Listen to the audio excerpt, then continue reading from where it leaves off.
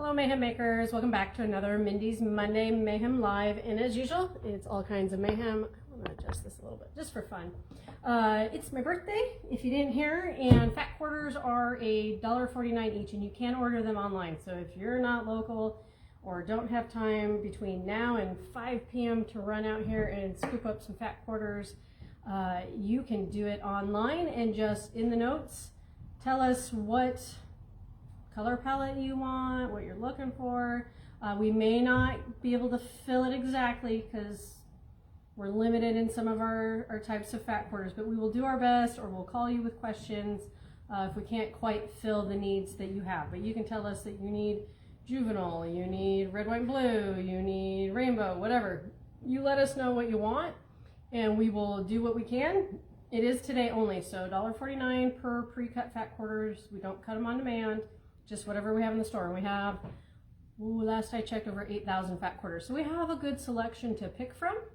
And it's not just all the old stuff. There's some new stuff in there too hiding. So you don't want to miss that. Otherwise, for the rest of this week, our special is every day for purchases, both in-store and online, we're doing drawings. So every day we'll give away a $49 gift certificate. It's that kind of day.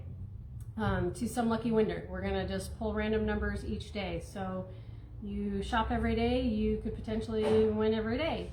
Who knows? And we are doing that all this week. And then of course this weekend is Memorial Day, which I love. I always get a holiday for my birthday, and we will be doing 20% off sale, pretty much all our products and patterns and notions, those kinds of things. So check your emails, check the social media. We try to keep you guys posted on everything. And that is our specials for this week. And don't forget, this month is coming to an end way faster than I'm ready for. And our Bernina special of 25% off MSRP on all our machines is rapidly coming to an end. So if you've really been thinking about adding a machine, upgrading a machine, changing a machine, now is the time, because 25% off is a big savings. And if you need financing, we do still have the 0% 60-month financing. So free money, I love it, and it's good until the 31st. So you can apply online, you can check it out, or come in and see us for more information, test drive machines, try them out, see what you like, add to what you've got, or upgrade, whatever you need to do.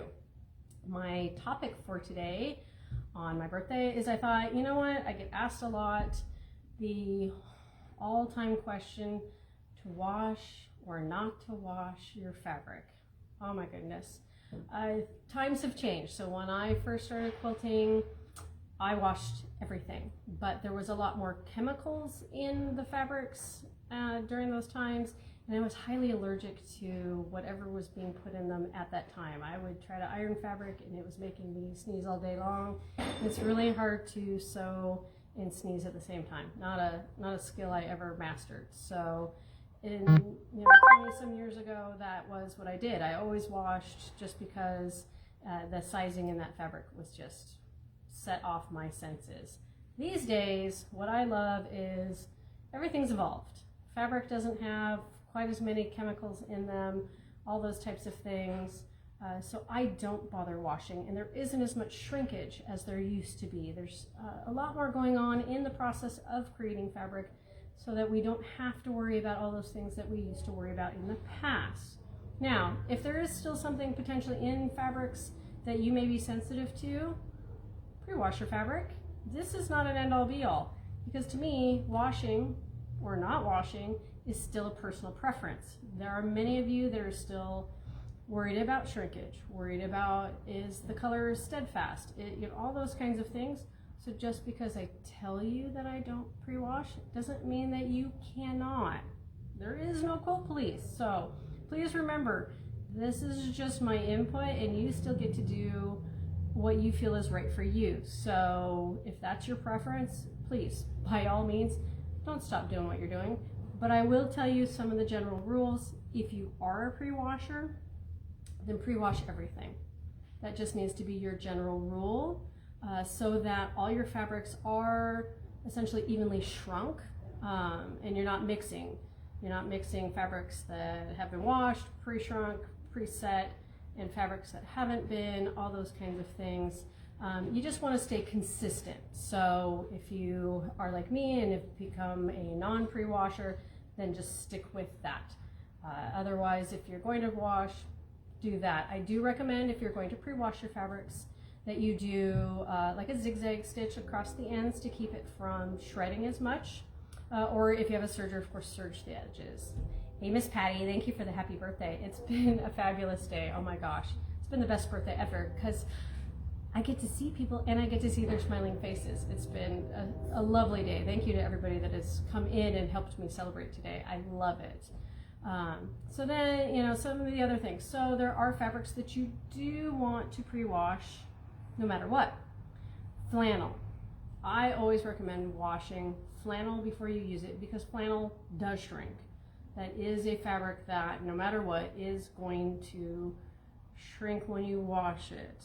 And so, especially in garments, any garment fabrics you're going to use, always recommend pre-washing because you want it to shrink before you go make your final pattern, your final fit, because you don't want to cut it all out, sew it all together, and go, yep, this fits great. Throw it in the wash and put it back on and have it just like suck all in because it's decided to shrink and take in, you know, an inch all over, and all of a sudden it's become a bodysuit. You put too much time and effort into those garments that you're making. That please do pre-wash your fabrics before you make garments, okay? Pre-wash your flannels before you put them as backings because flannels do shrink differently than your regular cottons on the front. I had that conversation with a customer today. So, I mean, these are all common things to happen. You do want to be careful when pre-washing wovens. So those more loosely wovens like Robert Kaufman Essex or the shot cottons from Cafe or Wyndham, they are a looser weave. Doesn't mean you can't wash them. Does mean that they'll most likely shrink a little more than your regular cottons, and definitely you want to zigzag the edges or they will become just little balls of thread in your dryer. And I do wash and machine dry all my fabrics because I've gotten lazy. I do love hanging my quilts out to dry in the summer, but this is Washington. It's a little wet around here. We don't get many days where we can actually throw quilts out and air dry them or, you know, lay them in the sun to dry. So unfortunately, a lot of my quilts that get used regularly, they're just put through regular wash cycle. I put them through a lighter heat in my dryer to keep them clean and try to not wear them out too much. And that's my general kind of quilt care too. So, because I've had some of those questions. So I thought while we're talking fabrics and shrinking and all those kinds of things, we'd also talk, how do you care for your quilt once it's done? I just wash them as I normally would. And because I don't take the time to be all extra gentle on them, they're meant to be loved and used, I just put them in like a normal cycle. I don't do them super hot though. I definitely don't want to really encourage a lot of shrinkage, so I just go a more medium or low temperature when washing and drying them, just to be cautious. And also something to take note, if you're washing your quilt for that first time and you're not sure if a fabric in there, if the dye is really set well, you can use what's called color catchers. There's probably different companies. The most common one I've seen is by Shout. You find them in your laundry section of the grocery store, Fred Meyer's, Safeway, all of them, usually the top shelf. You gotta find them hiding up there, and they're in a box and they look like dryer sheets. You throw a couple in when you wash your quilt and they will actually grab any color that has come out of your fabric. So it's really nice as just kind of what I call a safeguard. So if anything, anytime I wash a quilt for the first time, I am throwing those bad boys in, and it's just grabbing those colors if they happen to bleed out, so that they don't transfer onto other fabrics, because nothing is worse than something like a red and white quilt that all of a sudden is entirely pink.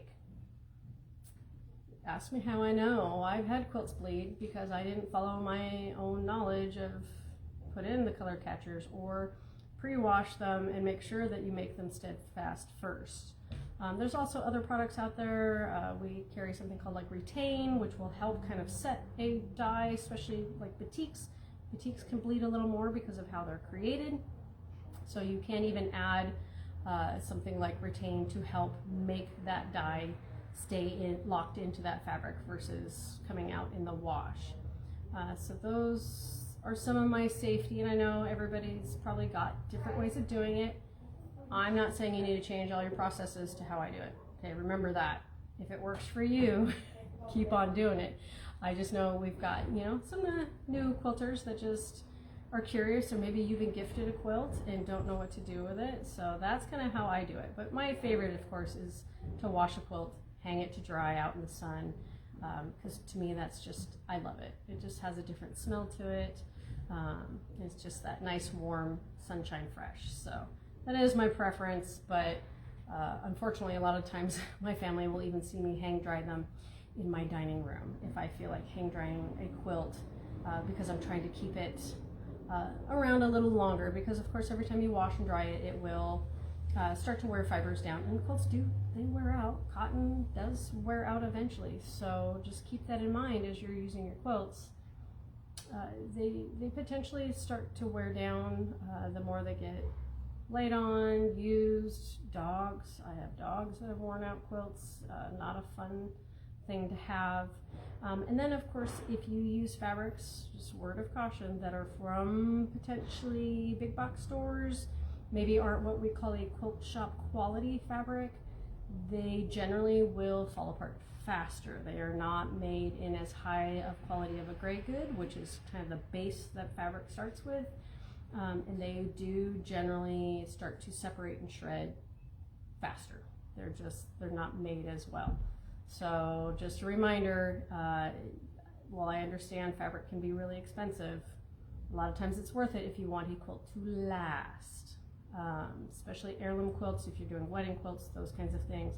Highly recommend paying the money, get the quilt shop quality, because you want it to last. I unfortunately have seen more than once people come in with quilts and they've gone, this has been gifted to me, and look, it's falling apart at the seams, and unfortunately it's because of the quality of the fabric in there. Hey Curtis, thank you for the happy birthday. It was great to get your message this morning too of happy birthday. It was a great way to wake up, so thank you so much. Yes, quality of fabric, it's amazing. So I always tell people, or when I can try to teach some new people, like friends and things, I will take them to like a big box store, and I will have them touch fabric, just touch it, pet it. We're all kind of tactile people, and then go to a quilt shop and just touch it and pet it. And even in a quilt shop, just touch different fabrics, look at the different manufacturers and touch and feel them.